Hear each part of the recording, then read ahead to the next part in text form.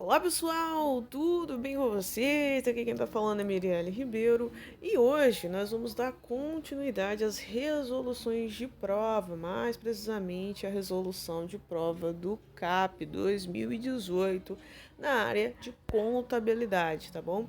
A única diferença é que a gente vai trabalhar com as questões lá no que concursos, tá? Então eu tirei o print das questões no que concursos.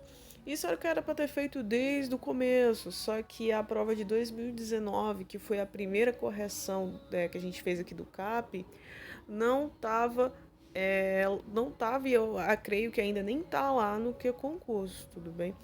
Então, por isso aí que não ocorreu de ter feito dessa mesma maneira que eu vou estar fazendo aqui, tá? Mas ela vai ter aquela mesma pegada de resolução de 10 em 10 questões. Então, vamos lá para a primeira questão. Considere que determinada empresa recebeu uma duplicata no valor de R$ 2.000 e que o cliente pagou 5% de juros de mora, uma vez que liquidou a duplicata com um atraso. Assinale a opção que apresenta os lançamentos contábeis dessa transação, sabendo que C significa crédito e D significa débito. Bom, como eu já falei para vocês em outras resoluções, é interessante vocês sempre riscarem as partes que são mais importantes. Não tenha vergonha.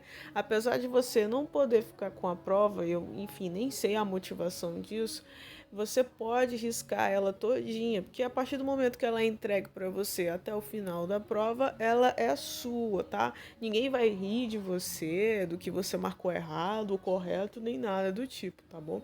Então pode riscar toda a prova sem medo de ser feliz. A única coisa que tem que estar linda e maravilhosa é o seu gabarito, beleza? Então vamos lá, o que eu coloquei aqui como importante nessa questão? Recebeu uma duplicata no valor de R$ 2.000 e que o cliente pagou 5% de juros de mora em atraso. Esse atraso aqui ele acaba estando subtendido por conta aí da parte de juros de mora, tá bom? Que ele fala aí que tem 5% de juros de mora, tá? Você não paga juros assim por nada, né? Não é de uma hora para outra que surge, beleza?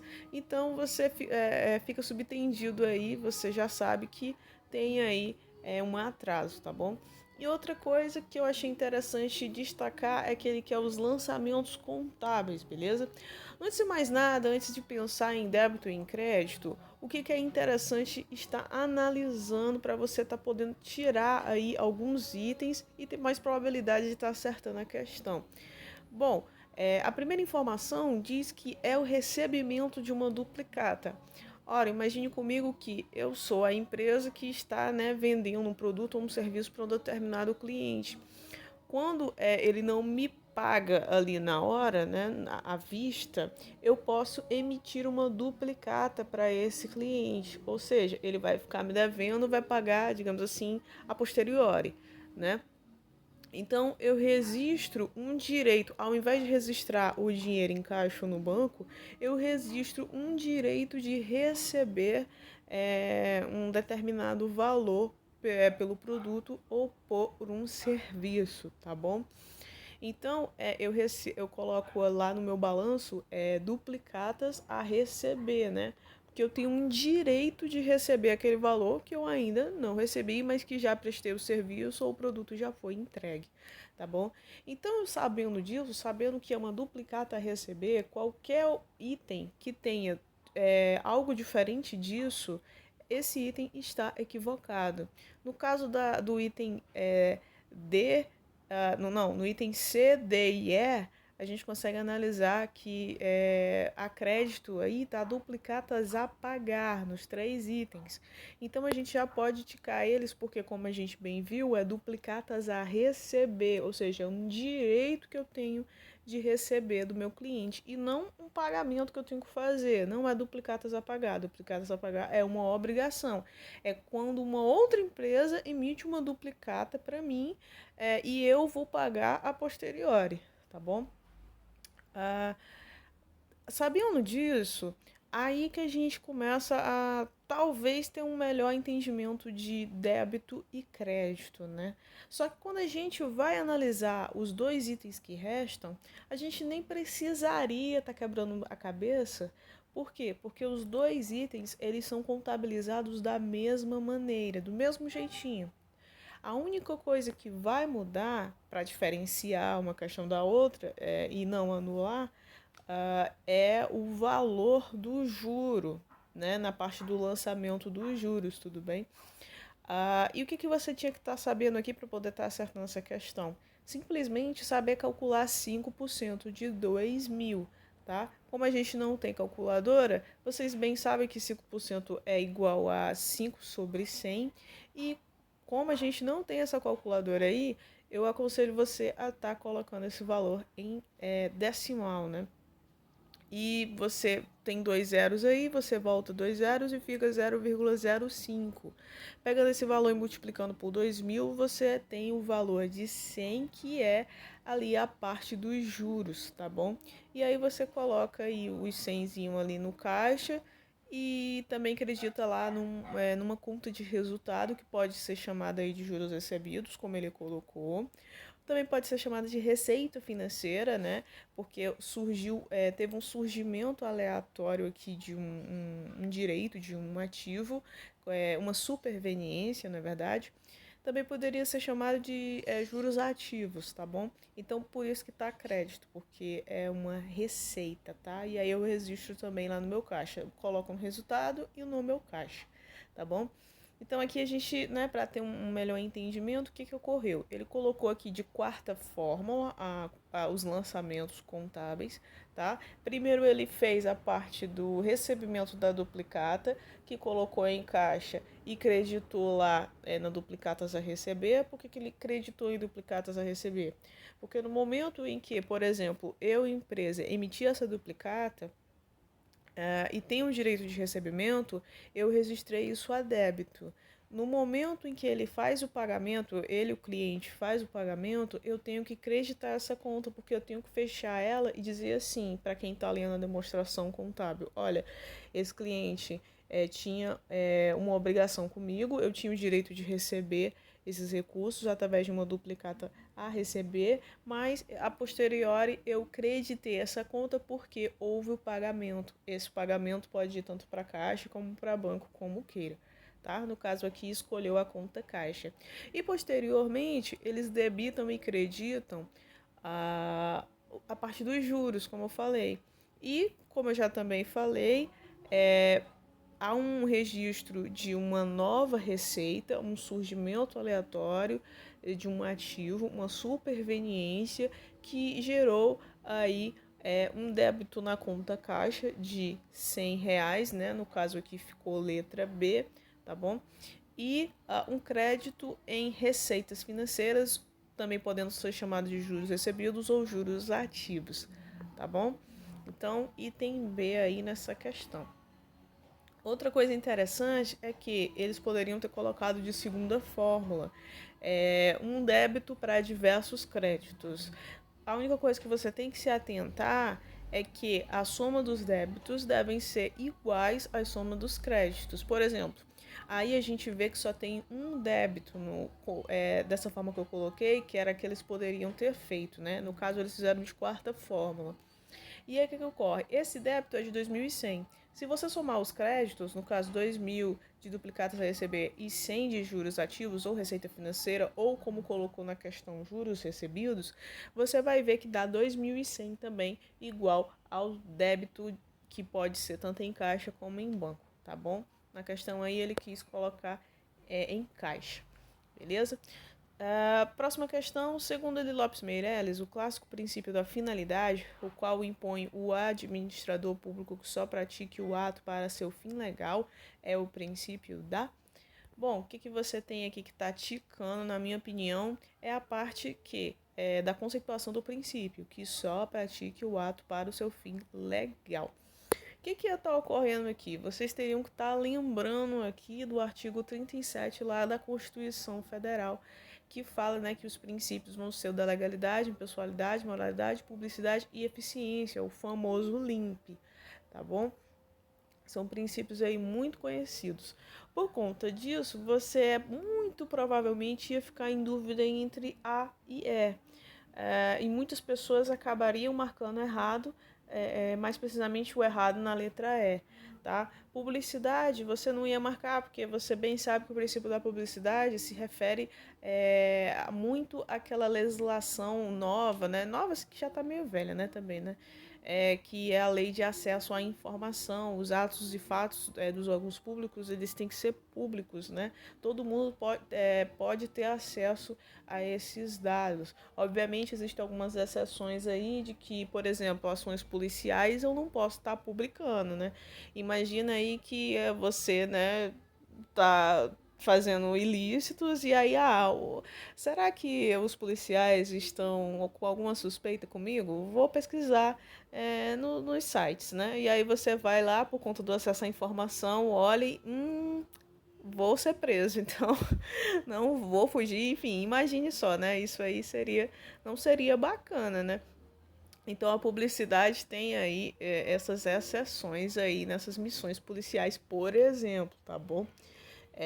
Obviamente, a posteriori, quando tudo se resolver, eles acabam publicando e tal, tudo nos conformes. Mas antes de ocorrer as missões, eles não podem estar fazendo isso e correr o risco, né, de ser um fracasso, tá bom?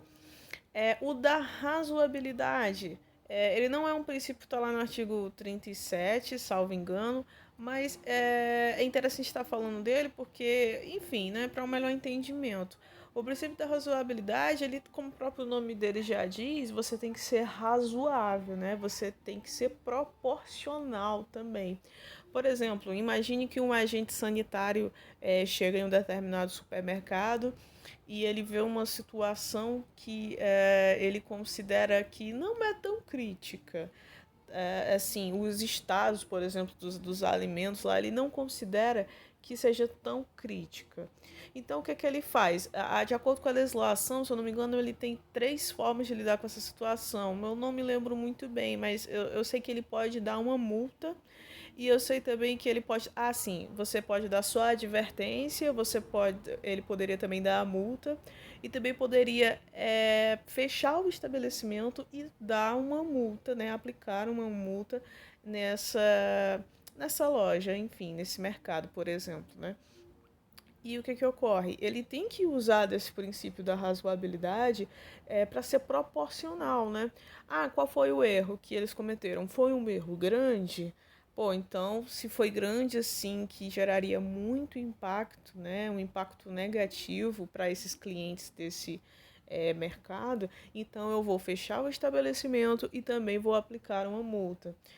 Mas não foi um erro tão grande. Pô, então posso o quê? Dar só ali uma penalidade, uma advertência para tomar cuidado, não fazer novamente. Enfim, é dessa forma que esse princípio é aplicado, tá bom? Você tem que ser racional,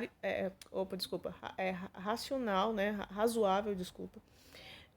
E proporcional também, né? Mesmo que você tenha essa discricionariedade de escolher 3 opções, né, uma penalidade mais baixa, mais branda e uma né, mais severa, você tem que agir, né, de forma proporcional, de acordo com o impacto do ocorrido, tudo bem? O da impessoalidade, que seria aí a letra D, também você não teria tanta dúvida, porque você sabe que o princípio da impessoalidade, ele é como se fosse ali uma certa forma do princípio da igualdade. Você tem que ser imparcial, você não pode ser parcial, você tem que tratar as pessoas é, da mesma maneira. Obviamente não está ligado com o princípio ali da hierarquia, porque o princípio da hierarquia você obviamente tem que tratar os desiguais de forma desigual. Se você é um superior, você tem que tratar os seus subordinados de uma determinada maneira e ele tem que se tratar de outra maneira completamente diferente. Digamos assim, você mandaria ele fazer alguma coisa e ele obedeceria. Obviamente que você não manda porque quer, manda porque o cargo solicita. E a pessoa também não obedece porque quer, e sim porque o cargo solicita, tá bom? Então, o princípio da impessoalidade, você não pode ser parcial, você não pode tratar as pessoas de maneira desigual. Chegou um conhecido aqui no órgão público que eu trabalho, vou dar privilégios para ele. Não, isso tecnicamente, de acordo com o princípio da impessoalidade, você não poderia estar fazendo isso, tá? Enfim, a dúvida mesmo fica entre legalidade e moralidade. Por quê? Porque a gente bem sabe que o princípio da legalidade, ele fala que o administrador público ele só pode fazer aquilo que está em lei. Não sei se vocês já escutaram, mas as pessoas jurídicas e pessoas físicas elas podem fazer tudo aquilo que elas quiserem, tudo mesmo, salvo aquelas coisas que a lei proíbe. Então, imagine que você é uma pessoa jurídica e quer inovar, quer criar um produto novo que nem existe ainda, e você pode fazer isso. Pessoa física quer fazer uma coisa que ninguém nunca fez e que não é proibido pela legislação, você pode fazer isso. Mais precisamente, voltando, salvo se a lei não permitir. Aí você não pode fazer. Agora, os órgãos públicos são diferentes. Eles só podem fazer aquilo que a lei autoriza, que está em lei. Então, por isso que tem tantas legislações, porque os órgãos públicos, eles não podem agir como querem. No momento que eles podem agir como querem, é no momento da discricionariedade, como, por exemplo, quando eu falei aqui do exemplo do agente sanitário, né, que tinha opções ali de penalidades, mas ainda assim a lei abre o leque, né, de possibilidades e muitas vezes coloca ali um rol taxativo, né, ou algumas vezes até mesmo exemplificativo, para como ele ali pode estar agindo, tudo bem? Mas não foge da lei, tá bom? Então, tudo aquilo que o administrador público pode fazer está na lei. Já as pessoas físicas e jurídicas podem agir como quiserem, contanto que a lei, né, acabe ali, né, tendo alguma penalidade, né, não permita. Tá? Então, o princípio da legalidade ele vem dizer isso, que você só pode fazer aquilo que está na lei, tá bom? Você tem que seguir a lei. Agora, olha a conceituação novamente que eu grifei. Que só pratique o ato para o seu fim legal. Quando eu falo aqui fim legal, eu estou falando mais voltado para honestidade, mais para o lado ético, ou seja, a pessoa só pode praticar aquele ato legal, assim, que está na Constituição para um fim honesto, para um fim ético, para um fim legal, tá bom? Então, quando a gente fala disso, está mais voltado para o princípio da moralidade, que tem justamente essa pegada bem mais ética, né? De você agir de acordo com a moral e com os bons costumes. Obviamente, isso não está só direcionado à moral e os bons costumes que a gente vê no dia a dia, né? Ser educado, polido, enfim, esse tipo de coisa. Mas também está ligado a uma moral jurídica, de obedecer mesmo à lei, mas com uma pegada bem mais de honestidade e ética, tá bom? Então, para você estar diferenciando aí os dois, legalidade, você só pode fazer aquilo que está na lei. E a conceituação, ela não traz isso, ela traz que você, obviamente, você segue a lei, mas é um ato para o fim legal. E se a gente fosse colocar um sinônimo de legal aí, eu colocaria para um fim honesto, para um fim ético, tá bom? Numa pegada mais do princípio da moralidade. Então, por isso que o item aqui acaba se tornando o item A, o correto, tá bom? Próxima questão. Com relação ao tratamento contábil dos custos, assinale a opção que não corresponde a uma característica da produção contínua. A banca foi boa porque ela deixou bem claro que ela quer o item incorreto, tá? A respeito da produção contínua. Ano passado, a prova veio falando de diversas nomenclaturas a respeito da produção, que pode ser tanto contínua ou por encomenda. No caso, você poderia também chamar aqui a produção contínua por processo, tá? Se referindo à prova do ano passado, eles colocaram as duas nomenclaturas, tá bom? Na produção contínua, posso chamar também de produção por processo, que foi o que aconteceu na prova passada. E nessa prova passada também, ele também falava na mesma questão de produção por ordem, que também pode ser chamado de por encomenda. Então, a dica aqui que eu dou para você é que quando você estiver estudando produção, nessa parte, você foque que a produção pode ser contínua ou por processo, o nome, né?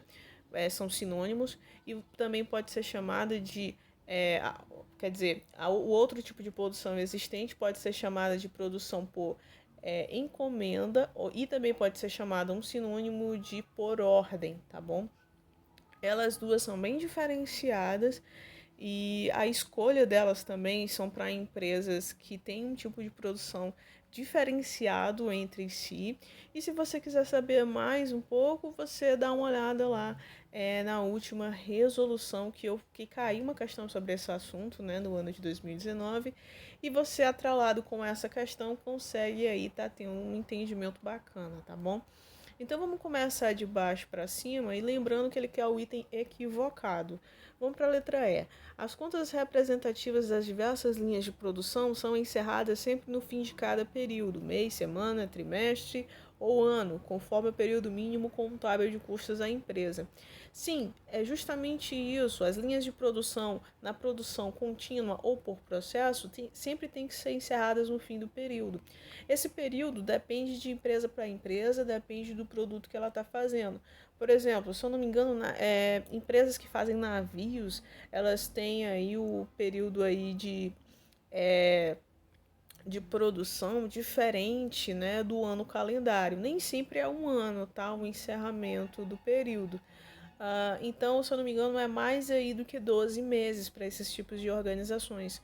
Então, o encerramento delas é diferenciado das demais empresas, mas isso não quer dizer que vai estar errado o gabarito porque ela tem um período de encerramento diferenciado da dos outros. Não, as contas elas vão ser encerradas no fim da produção, mesmo que seja no mês, na semana, no trimestre, mais de um ano, não batendo com o ano calendário, tá bom? Então esse item aqui está correto. Vamos para D. Na apuração não se avaliam os custos unidades por unidade. Isso se falando da produção contínua e por processo, né? E sim a base do custo médio do período, com a divisão do custo total pela quantidade produzida. Sim, é verdade. Na produção por processo ou produção contínua, eu não tenho uma preocupação grande com a unidade por unidade. Isso está mais direcionado à produção por encomenda ou por ordem. Tá? A produção por processo, produção contínua, ela é mais utilizada para as empresas ali que querem fazer produtos em grande escala. E geralmente são produtos o quê? Homogêneos, tá? São produtos iguais, beleza? Em grande escala. Então eu não tenho uma preocupação unidade por unidade, principalmente quando eu faço uma avaliação de custo. Eu simplesmente pego todos aqueles produtos e o custo total, pego esse custo total e divido pela quantidade produzida e acabou o assunto, tá bom? Obviamente que, até como a gente vai ver no item B, eu tenho que levar em consideração também as unidades que estão em processamento, porque seria injusto não levar em consideração um custo que eu tive com esses produtos, mesmo que eles não estejam acabados, tá bom? Item C, tá? O do D tá ok, tá corretinho. A produção contínua, ela não se preocupa com unidade por unidade, e sim com o todo, digamos assim. Letra C. Não há encerramento das contas à medida que os produtos são elaborados e estocados, mas apenas quando do fim do período. Sim, verdade também. Quem faz o encerramento das contas à medida que os produtos são acabados é a produção por encomenda ou produção por ordem, né? Pode ser chamado também, tá bom? No fim do período vai ser a produção contínua, né? O encerramento ou produção por processo. Item B. Se terminar um período contábil e o produto estiver ainda em processamento, não há encerramento, permanecendo os custos até então incorridos na forma de bens em elaboração no ativo. Item errado, e é o nosso gabarito, tá bom? Por quê? Porque ele fala aqui que não há encerramento, e sim há encerramento, mesmo que o produto esteja em elaboração, as contas vão ser encerradas no fim do período. Como eu falei no item D, o que ocorre? Você, para montar o custo ali dos produtos, você também vai levar em consideração, além do custo dos produtos acabados, o custo desses produtos que ainda estão em elaboração. Por quê? Porque seria injusto eu não apropriar no custo dos produtos acabados o custo do produto que ainda está em elaboração, já que eu gastei a matéria-prima total e talvez, né, até um pouco de mão de obra e custos indiretos nesses produtos que estão em elaboração ainda. Vai depender, né, da questão que vai estar solicitando para fazer o cálculo aí do custo total de um determinado produto. Que às vezes em algumas questões você também tem que, além de fazer o custo total e alocar ali o custo total do produto acabado, você também tem que alocar ali o custo dos produtos que estão em elaboração. Tá? É uma coisa bem chatinha, que é bem mais aplicada a parte da SFSX, tá bom? Aqui eu não vi nenhuma questão desse tipo, tudo bem? São questões chatinhas que não se enquadram muito na realidade do CAP, tá bom? Então, esse aqui é o nosso gabarito porque ele está equivocado, porque ele fala que não há encerramento dessas contas, desses produtos que estão em processamento. E sim, eles passam, a conta é encerrada e esses produtos em elaboração, eles passam para o próximo período como estoque inicial de produtos em elaboração ou produtos em processo, tá? Letra A. Os custos são acumulados em contas representativas das diversas linhas de produção. Sim, a produção contínua por processo tem aí suas diversas linhas de produção, seus diversos departamentos, e o custo ali, à medida que vai passando por um departamento e por outro, vai sendo acumulado, tá bom? Item também está correto, ele queria a errada e é a B, tudo bem? Próxima questão, 4. Correspondem a contas do passivo circulante. Essa questão, eu resolvi ela lá no que concursos, então se você veio de lá, né, ou se você tiver curiosidade, vai lá ver a explicação lá que eu fiz também, mas assim, obviamente, né, vai ser que é a mesma coisa, tá? Não vai mudar muito não de explicação. O que vai ocorrer aqui? Ele quer conta de passivo, né? E que também seja circulante, ou seja, passivo tem que ser um ato ali, um fato que ocorreu, um fato que ocorreu por conta de eventos passados e que acaba diminuindo benefícios econômicos futuros, tá bom? E circulante que tem que ser, né, contas que se enquadram de 12 meses após a data, até 12 meses após o fechamento do balanço, tudo bem? Então, vamos dar um exemplo desse ano, né? A gente está no ano de 2020, porque muita gente tem dúvida nisso, o que é circulante, tá? E isso que enquadra para ativo e passivo. O que seria o circulante? Imagine que você está no ano de 2020. Então, você vai... O que é circulante no ano de 2020? Até o final do ano de 2021, porque é 12 meses, né? Até minto. Como a gente está no mês, o que agora é de novembro, então vai ser o fechamento desse ano e 12 meses, né, à frente, até 12 meses à frente, tudo bem? Então, claro, obviamente, se a gente estiver em janeiro aqui, né, vamos imaginar que é 2020 de janeiro. Então, eu tenho 2020 de janeiro e o fechamento do balanço de 2020 mais o ano posterior e 12 meses no caso, né? Tá bom? Então você tem que se atentar ao que seria circulante, o que se enquadraria já no não circulante. Obviamente tem diversas outras características, né? E se você tem dúvida nisso, dá uma lida lá no CPC 00 que ele vai tirar essas dúvidas juntamente com o CPC 26 também, que é muito bom, tá bom? Então, o que seria aqui as contas de passivo circulante? Só conta de passivo circulante. Vamos começar de baixo para cima novamente. Fornecedores é uma conta de passivo. Obrigações fiscais. Bom, se a gente está levando em consideração que isso aqui é uma empresa privada, obrigação é um passivo, né? Obrigação com o fisco também é um passivo, né? Obrigações ali tributárias, né? Então, também, como vai ser um passivo, tá ok também, pode ser um item correto até aqui. Mas ele fala de ações em tesouraria, e ações em tesouraria é uma conta de PL, tá? Não é uma conta de passivo. Ações de tesouraria, como eu até falei lá no comentário do que concursos que eu fiz, ah, vai ser ali aquelas ações que foram a priori foram vendidas para uma outra empresa, pessoa jurídica, enfim, e que essa outra pessoa vendeu as minhas ações. Então, para eu não, digamos assim, perder essas ações, tipo, definitivamente para uma outra pessoa que, sei lá, eu não queria, né? Porque quando eu vendo para quem eu quero, né? Quando essa pessoa vende, ela vai vender para quem ela quiser. Então, para evitar isso, eu faço o quê? Recompro as minhas ações dessa empresa que a priori comprou essa minha ação primeiro. E por conta de comprar as próprias ações, ela é uma conta retificadora, tá bom? A gente resolveu uma questão que tinha ações de tesouraria que teve no ano passado, no ano de 2019. Se você tem dúvidas ou tem curiosidade, vai lá dar uma olhada. Então, essa conta aqui, ela não é uma conta de passiva, é de PL e é retificadora, tá? Vamos para D. Encargos sociais, beleza. Encargos sociais, encargos, né? É sinônimo de obrigação, tá? Então, se você ali faz esse comparativo, você consegue associar que uma obrigação é um passivo e consegue acertar.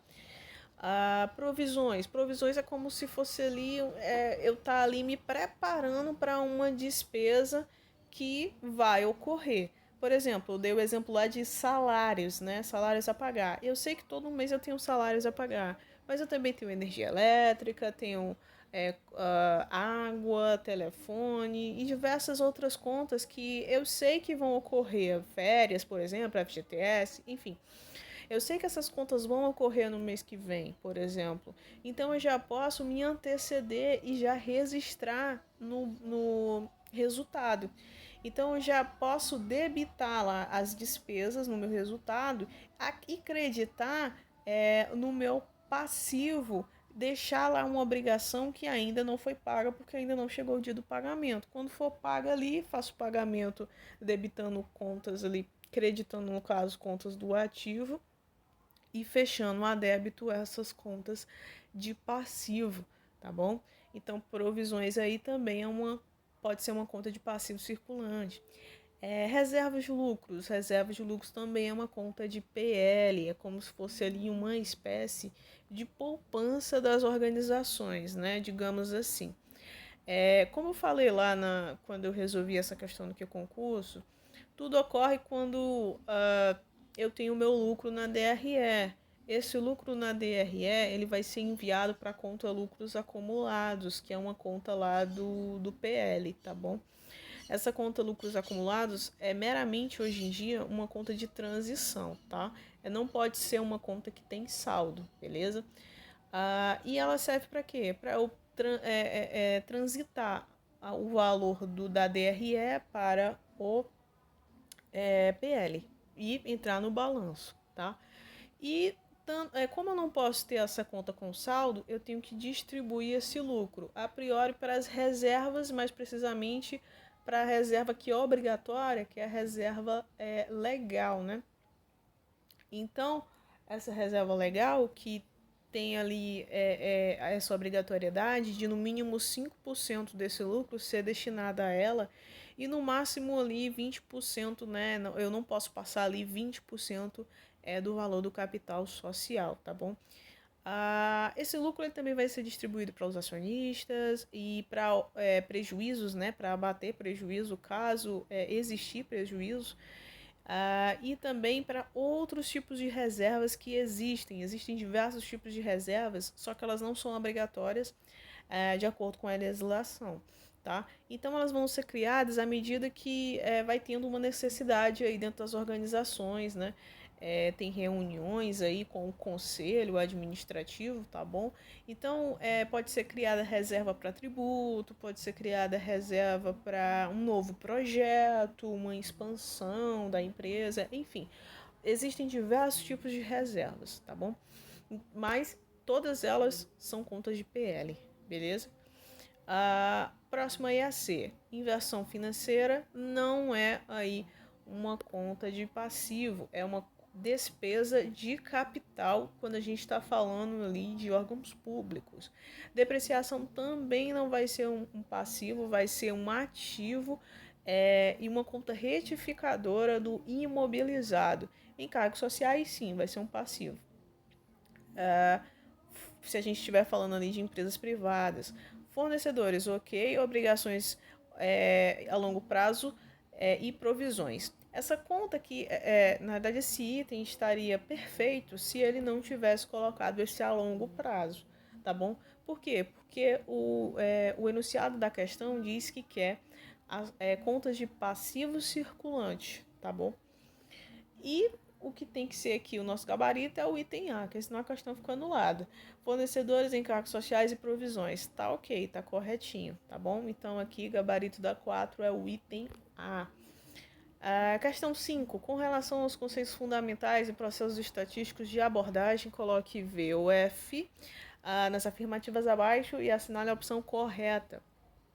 Aí ele fala lá, primeiro, população é o conjunto de todos os itens, pessoas, coisas e objetos. Verdade. Sim, é isso mesmo. Que interessam ao estudo de um determinado fenômeno coletivo segundo alguma característica. Sim, não tem nada de equivocado nesse item. Item correto, tá? Bom, sabendo disso, a gente pode já ficar com A, B e D, tá bom? Agora, uma atençãozinha aqui para a próxima frase. Ele fala que uma característica numérica estabelecida para uma população é denominada estimador. Esse item está equivocado, tá bom? E eu vou puxar aqui para você ter um adendo, né? Para você ter uma atenção. Por quê? Porque essa conceituação dessa frase 2, se você for olhar mesmo a conceituação da frase 4, que é a última frase, né? A frase 4 não, né? A frase 5. Se você for olhar as duas conceituações, elas são muito parecidas, tá? Que a última aí, se você ler, ó, é uma característica numérica estabelecida para toda uma amostra denominada parâmetro. Então, a frase 2 e a última frase, elas são muito parecidas, tá? E ambas estão equivocadas. Por quê? Porque ele trocou aí, né, a última palavrinha da frase. Por quê? Ocorre que essas duas conceituações são muito parecidas. Se vocês conseguem analisar aí, eu coloquei aí, né, como é a conceituação correta de parâmetro e de estimador. E se vocês analisarem, é praticamente a mesma conceituação. O que muda é só o final. Parâmetro é uma característica numérica da população e estimador é uma característica numérica da amostra. Então, é muito parecido. E o que eu fiz aqui de bizu para vocês poderem estar acertando essa questão na prova, caso ela caia de novo. Parâmetro tem P e esse P é de população, que se refere, né, ao parâmetro se refere a uma característica numérica da população. Então, quando for falar de população ou de parâmetro e juntar esses dois, você lembra aí que P é de parâmetro e P também é de população. O que sobrou foi o estimador, e o estimador é uma característica numérica da amostra, né? E aí, o que sobrou aí, você já decorou o que é parâmetro, porque tem P de parâmetro e P de população, tá? Então, você já sabe aí, né, que a primeira está correta e que a segunda está equivocada. Você poderia tirar aí o item D, tá bom? O que ocorre?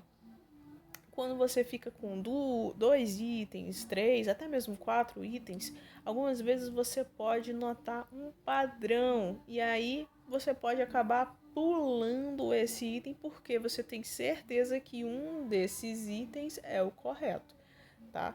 Então, no caso aqui, a terceira frase aqui, ela tem um padrão aqui de verdadeiro, né?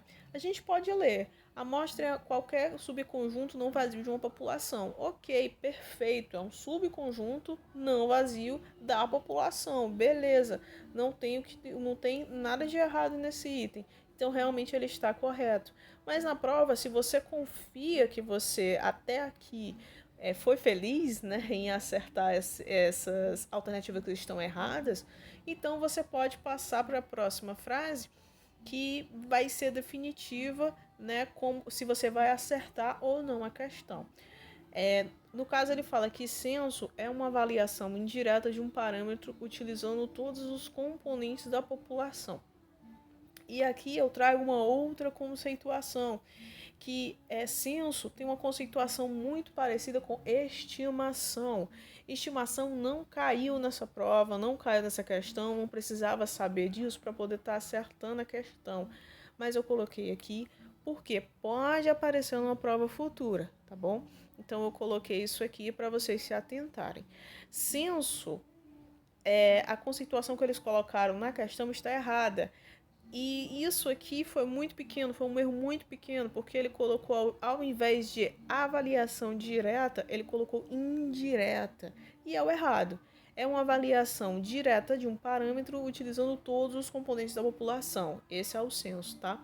Você poderia aí estar até acertando o item, porque você ia estar sabendo aí que censo realmente leva em consideração todos os elementos da população. O que ia te pegar mesmo era se era direta ou indireta, tá bom? Então, estimação, se você analisar, vai ter uma conceituação muito parecida. A diferença é que ela é indireta, né? Uma avaliação indireta de um parâmetro, e ela tem como base um estimador, e até o próprio nome já diz, né? Estimação, tá? A última frase aí, com isso, né? Você podia já estar acertando aí a questão, item B. A última frase, vocês viram que é estimador, né? Se refere a estimador e não a parâmetro, como a gente já analisou quando viu a segunda afirmação aí, tá? Então, gabarito aqui, letra B, tá bom? 6. VOF de novo. De acordo com as classificações orçamentárias, coloque VOF nas afirmativas abaixo e a seguir assinale a opção que apresenta a sequência correta. Daqui a pouco eu vou trazer um quadrinho para vocês com diversas classificações e aí vocês podem até estudar por ele, tá? A classificação institucional representa a estrutura orgânica e administrativa governamental, correspondendo a 2 níveis hierárquicos, órgão e unidade orçamentária, o OS, né? Sim, está certo, tá bom? No quadrinho que eu vou trazer para vocês explica isso aí, tá bom? E tá correto mesmo. A institucional, ela traz ali o órgão e a unidade. A funcional, a classificação funcional aplica-se exclusivamente à receita. Tá. Antes de mais nada, como o item está correto, o primeiro, então o que eu posso fazer? Eu já posso tirar aí 2 itens, tá? O segundo, a segunda frase, ela está equivocada, por quê? Não porque ele colocou esse exclusivamente, e sim porque a funcional, a classificação funcional, se aplica à despesa, tá bom? Então, sabendo disso, podemos tirar aí o item C. Segundo, terceira frase, né? Em um programa temático, cada ação do orçamento está vinculada a uma única iniciativa do Plano Plurianual, PPA, e em decorrência ao objetivo e ao programa aos quais está ligada essa iniciativa. Nenhum problema nessa frase. O programa ele tem que estar ligado à ação, né? E essa ação dali tem que estar vinculada ao PPA, tá bom? Principalmente ali se a ação for uma atividade, porque a atividade, como vocês bem sabem, ela é permanente e contínua. E aí tanto tem que estar na LOA como no PPA, tá bom? Por quê? Porque vai ali para mais de um período, tá? A ação, ela tanto pode ser uma atividade, um projeto ou uma operação especial, como vocês bem sabem, tá bom? A atividade ali, ela vai ser mais ali contínua e permanente, o projeto vai ser ali mais, né, temporário, né? Ele é ali, é pontual ali no tempo, tá bom? Sabendo disso, o que a gente pode fazer? Pode ficar ali já com a letra E, tá? Mas o que acontece? Os 2 itens, se caso você tivesse dúvida nesse terceiro, você podia matar por saber, né, a conceituação de atividade e de projeto. Por quê? Porque nos 2 itens seguintes, eles estão equivocados. E justamente por quê? Porque eles trocaram a conceituação de atividade por projeto, tá bom? Então, lendo aqui, A atividade envolve um conjunto de operações limitadas no tempo. Não, é o contrário. São operações contínuas e permanentes. O projeto, sim, são operações limitadas no tempo, tá bom? Então, gabarito E, letra E. E aí, como prometi, o quadro aí para vocês.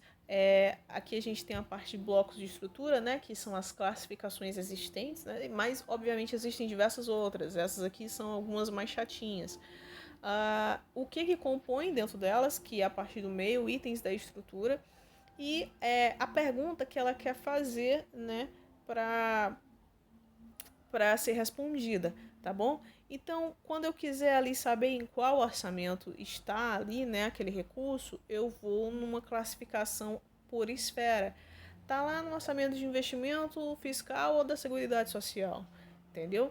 O institucional, ele quer saber quem gasta ou quem está aplicando o recurso. Pode ser o órgão ou a unidade orçamentária, como a gente viu que caiu na questão. Classificação funcional, ela quer saber em qual área da despesa a ação governamental vai ser realizada. Pode ser você tem que saber, no caso, a função e a subfunção. Por exemplo, eu tenho ali a função ali do legislativo, né? Aí eu tenho uma numeração. E posteriormente eu tenho outras numerações que se referem à subfunção. Então aquilo dali vai ser dentro do legislativo, mas vai ser em qual subfunção? Vai ser na função de saúde, porque dentro do legislativo a gente sabe que tem odontologia. Vai ser na parte de educação, porque a gente bem sabe que eles têm cursos de pós-graduação lá dentro. Vai ser na parte mesmo administrativa, que é justamente, né, uma das funções ali de administração e controle do legislativo, tá bom? Então, esse é um exemplo, tá? Estrutura programática. O item da estrutura dela vai ser o programa, tá bom? E o programa ali vai dizer ali o que vai fazer, né? Para ter um melhor controle da despesa, muitas vezes eu tenho ali uma classificação que junta essas duas, a classificação funcional programática, tá? Então, além daquela despesa ter detalhamento de função, por exemplo, é no legislativo, subfunção, digamos, é no, sei lá, na parte de pós-graduação, e programa é o que vai ser feito nessa pós-graduação, entendeu?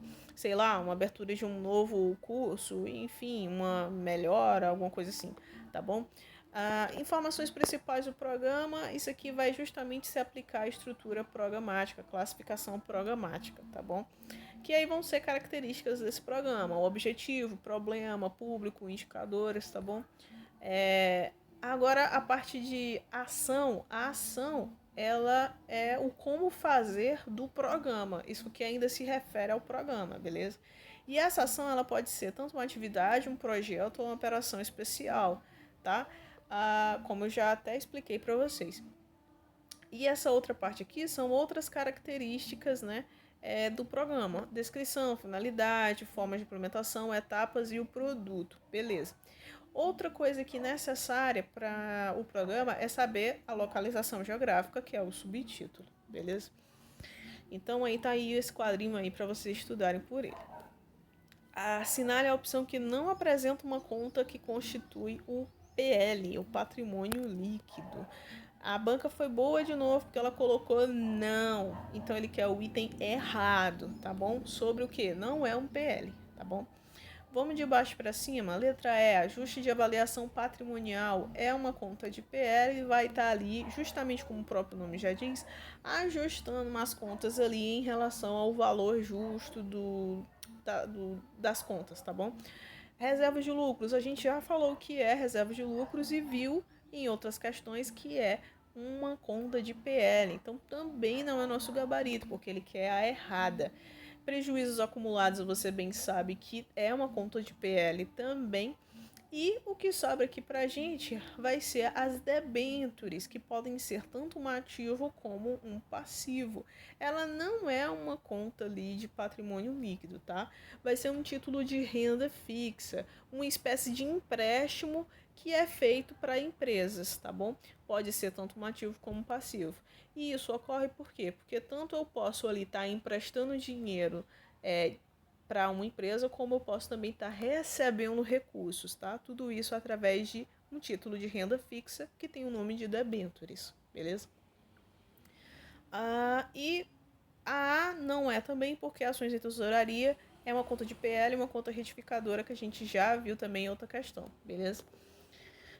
Próxima questão. Uma empresa fabrica um único tipo de produto no ano de 2017. A quantidade total produzida foi 1.000 unidades. O custo variável total foi de R$ 2.000 e a margem de contribuição total foi de R$ 3.000. Com base nos dados apresentados, qual o valor do preço de venda unitário do produto? O que é bacana aqui, gente? Você tá grifando a parte aqui de único produto, isso é interessante, a quantidade e o custo variável, o valor dele, bem como a margem de contribuição e saber também que ele quer o preço de venda unitário do produto, tá bom? Por que eu tô deixando isso bem claro? Porque pode acabar a questão sendo um pouco malvada e ter o custo, o preço de venda total do produto, de todas as unidades. Você acaba achando primeiro ali, por exemplo, o valor total das 1.000 unidades. E aí, o que vai acontecer? Se você vê isso e não se atentar no que ele está pedindo, você pode acabar marcando o item errado, tá bom? Então, vamos começar aqui. O que vai ocorrer? A priori, quando você vai fazer ali a sua DRE gerencial, e qualquer outro tipo de DRE, né? Até contábil mesmo também. Você o que vai fazer? Você a priori, obviamente, sabe o valor da receita primeiro e dos custos variáveis e despesas variáveis, né? No caso, como a DRE gerencial, as despesas variáveis vão entrar aqui também, beleza? E aí, o que vai acontecer? Você vai pegar esses resultados negativos de custo e despesa e vai diminuir a receita que você tem para achar a margem de contribuição, tá? Beleza, então o que vai acontecer? Você vai ali diminuindo e vai encontrar o valor que você quer achar. Mas ocorre que algumas vezes você não tem o valor da receita, tá bom? Ou, digamos, você tem a margem de contribuição, tem a receita, mas não tem o valor do custo variável. E aí ele quer saber o valor do custo variável, beleza? Então o que você tem que fazer? Você tem que fazer a inversão, digamos assim, da DRE. No caso, se você tem a receita e o custo e não sabe a margem, você vai diminuindo o valor.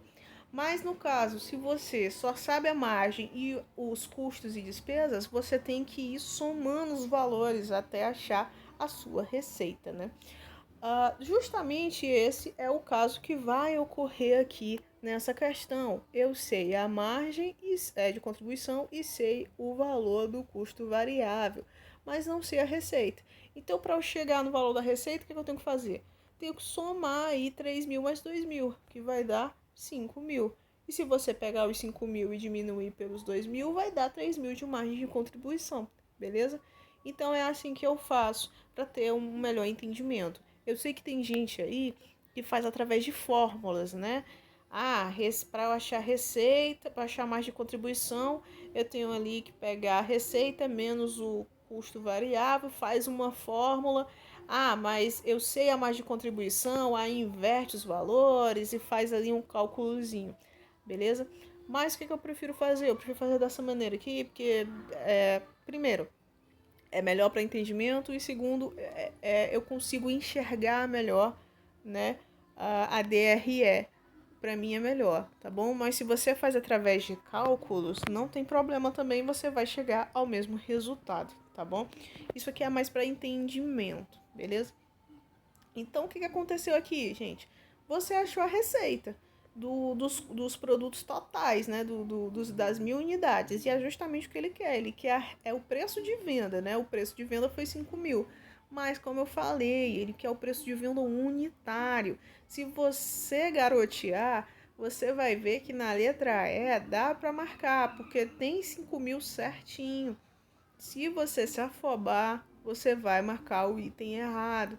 Então, o que você vai ter que fazer aqui? Ler direito, porque ele quer o preço de venda unitário. Então, você vai ter que pegar essas 5.000 unidades e dividir pela quantidade de produtos que foram vendidos, que no caso foi 1.000.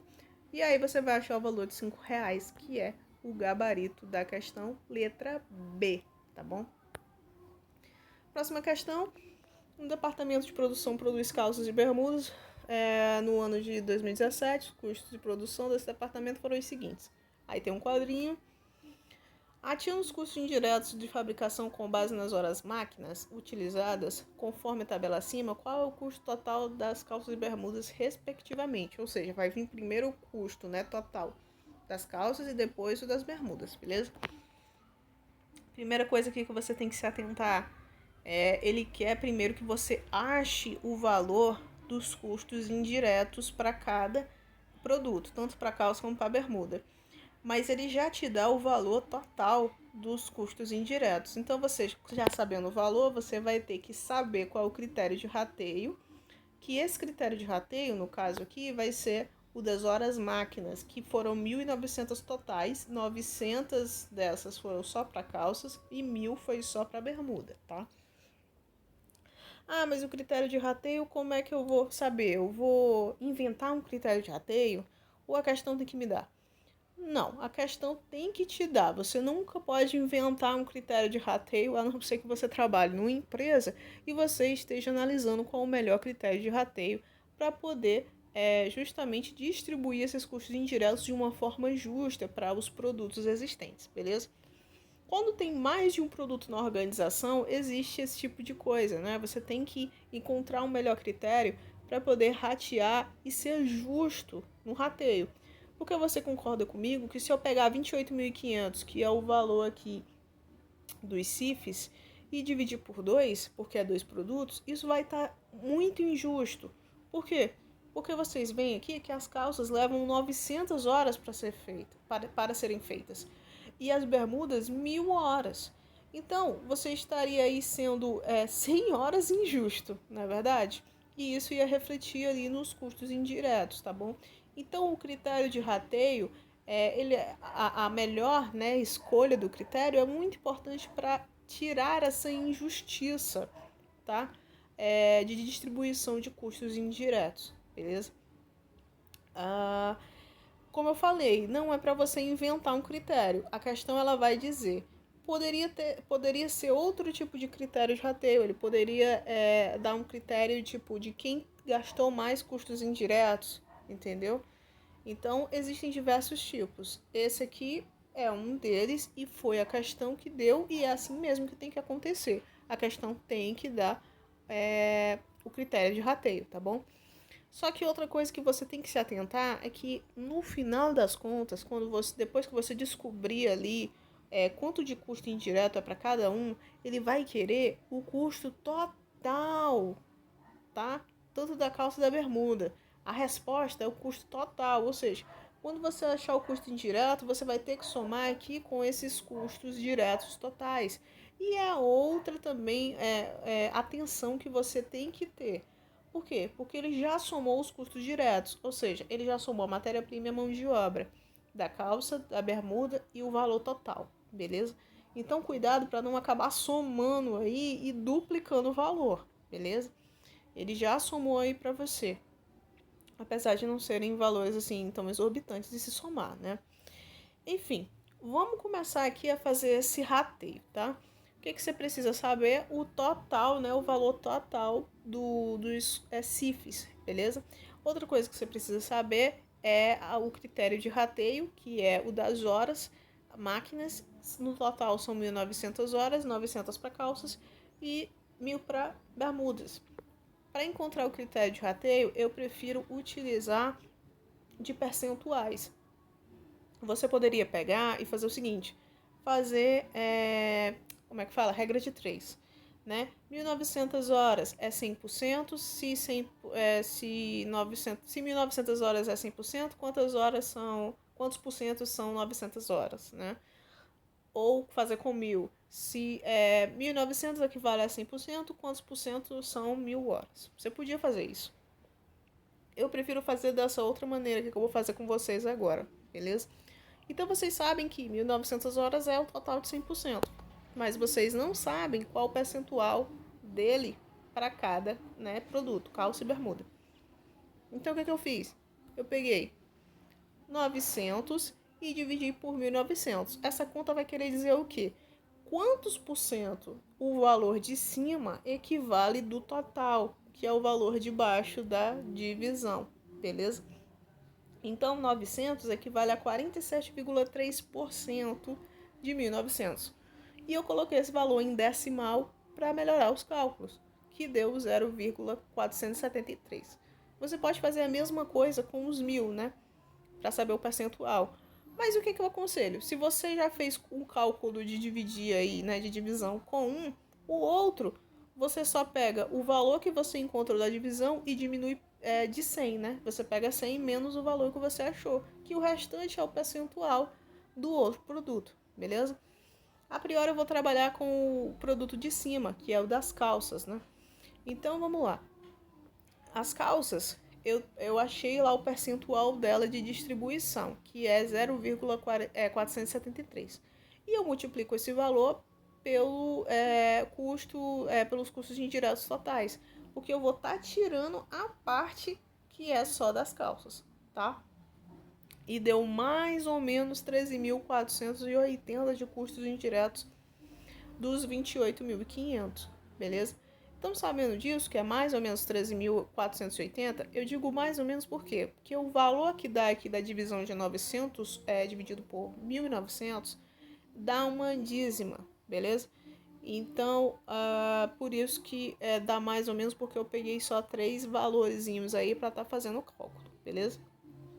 Mas se você pegar o valor inteiro, obviamente vai dar 13.500, beleza?